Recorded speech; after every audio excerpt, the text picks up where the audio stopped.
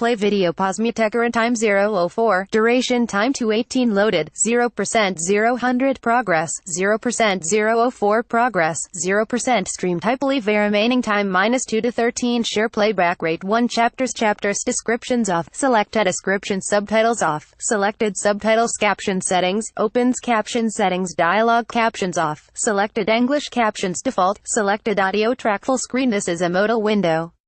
Close modal dialog. This is a modal window. This modal can be closed by pressing the escape key or activating the close button.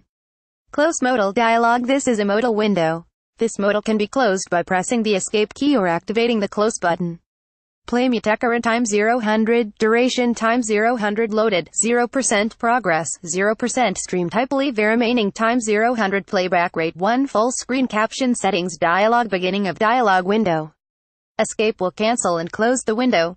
Text color white, black, red, green, blue, yellow, magenta, cyan, transparent, opaque, semi-transparent, background color black, white, red, green, blue, yellow, magenta, cyan, transparent, opaque, semi-transparent, transparent, window color black, white, red, green, blue, yellow, magenta, cyan, transparent, transparent, semi-transparent, opaque, font size 50%, 75%, 100%, 125%, 150%, 175%, 200%, 300%, 400%, text edge style and honores edit pressed uniform drop shadow font family proportional sans serif proportional serif monospace serif casual script small caps defaults. 1 up next, Norman Reedus reveals why he felt insecure on his first ever filming The Walking Dead. 137 Ezekiel's worst fear has come to pass.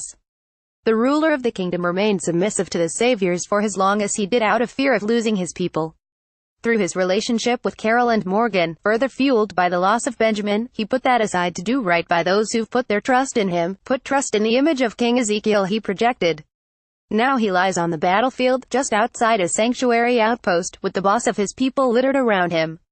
These men and women threw themselves on top of Ezekiel to protect their king from the heavy machine gun fire that took their squadron by surprise. At this point, it's practically a rite of passage for the characters on The Walking Dead to virtually lose themselves, only to rise from the ashes of loss as someone new. We've seen it with Rick, Carol, and Morgan, but Ezekiel's downward spiral is a more contained story within the overarching narrative of the Saviors, and it's more layered and deliberate. We see a glimpse of Ezekiel's true self through his daily regimen. Remember, the real Ezekiel was just a friendly zookeeper with a fondness for the theater, and it takes time to transform into the King Ezekiel persona. As he explained last season, it's a character the people wanted to believe in, and so he played the part. When Ezekiel wakes under a pile of dead boss after the surprise, it seems he is the only survivor, maimed by the fresh bullet wound in his leg. He's forced to inch his way along the ground as members of his kingdom now turn on him as walkers. One, as we see in a flashback, is a mother whose son offered flowers as a goodbye good luck charm.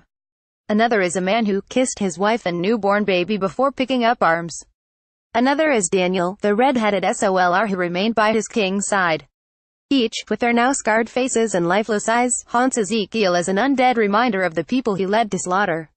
He's forced to drag himself along the ground as the dead encroach, unable to stand or walk on the injured leg long enough to escape or. Alvaro, who managed to survive the onslaught, emerges to protect his king, despite Ezekiel's commands to leave him and save himself. But as Alvaro said, he can't do that, which makes his a deeper wound. Alvaro is supporting his limping leader away from the dead when a bullet tears through his chest. A savior, a cruel southern fellow with glasses, reveals himself and takes Ezekiel at gunpoint, with plans to cart him back to the sanctuary to be chained alongside the walkers linked to its fence. Ezekiel tries to get away, but his captor delights in his own wicked ways. He relieves Ezekiel of the knife in his cane, reclaims the weapon when Ezekiel attempts an escape, laughs as he paints lines of blood across Ezekiel's face, and mentally beats the king by calling him a false prophet who fooled his followers. Viewers' thirst for vengeance is finally satiated, at least, when the pair reach an impasse, a locked gate trapping them with the walkers. As the savior goes to Ezekiel so the walkers will have something to snack on while he flees, the savior's body is violently severed down the middle by Jerry, who comes crashing in from behind with a giant axe. Again, Ezekiel tells Jerry to leave him behind, but again, this is not something his loyal subject can do. So together they turn to face the walkers. Recap continues on the next page.